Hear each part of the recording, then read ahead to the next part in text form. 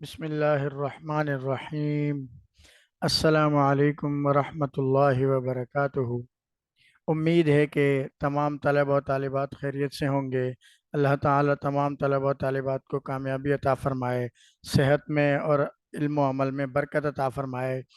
آج کی اس ویڈیو میں ہم آپ کے لیے 11ویں جماعت کی اردو کی کتاب کی ایک نظم لے کر آئے ہیں، جس کا نام ہے یا رب چمن نظم کو گلزار ارم کر۔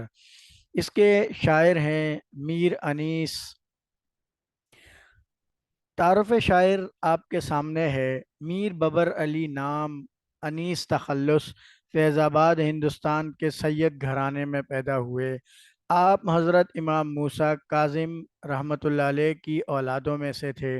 یہ ایک بہت بڑے بزرگ گزرے ہیں، ایک بہت نیک انسان تھے۔ آپ نے شاعری میں عربی اور فارسی کے الفاظ کثرت سے استعمال کیے ہیں۔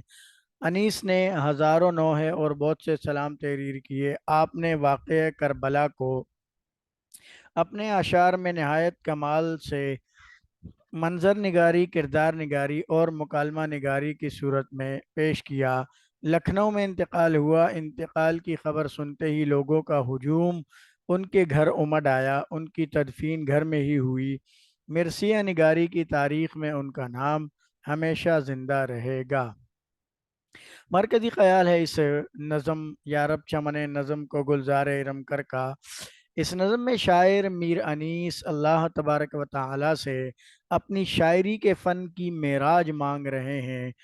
فرماتے ہیں کہ خدایا تو ہر چیز پر قادر ہے، ساری دنیا کے خزانے تیرے قبضے میں ہیں، تو جسے چاہے عزت کی دولت سے مالا مال کر دے، تجھ سے کوئی پوچھنے والا نہیں۔ اے میرے رب، مجھے شاعری میں کمال عطا کیجئے، میں جو بھی کلام سناؤں وہ سننے والوں کے دل کو موہ لے۔ مجھے اپنی شاعری کی دنیا میں ایسا چمکتا ہوا ستارہ بنا دیجئے کہ جسے دیکھ کر ثریا بھی رشک کرے۔ مجھے الفاظ و معنی پر ایسا کمال عطا کیجئے کہ میں ہر فن میں شاعری کر سکوں اور جس طرف چاہوں بات کا رخ موڑ سکوں۔ اللہ پاک نے ان کی دعا کو شرف قبولیت عطا فرمائی۔ ان کے بارے میں یہ کہا گیا ہے کہ ان کے پاس ذخیرہ الفاظ کی کمی نہ تھی اور الفاظ ان کے سامنے ہاتھ باندھ کر کھڑے رہتے، یعنی میر انیس کو اللہ تعالیٰ نے یہ صلاحیت دی تھی کہ ان کے پاس الفاظ بے تحاشا ہوتے تھے۔ اکثر آپ نے دیکھا ہوگا کہ ان کے الفاظ بہت زیادہ مشکل ہوتے ہیں، اس کی وجہ یہی ہے کہ ان کے پاس ذخیرہ الفاظ بہت زیادہ تھا۔ بہرحال یہ نظم کا مرکزی خیال تھا جو ہم نے آپ کے سامنے رکھ دیا۔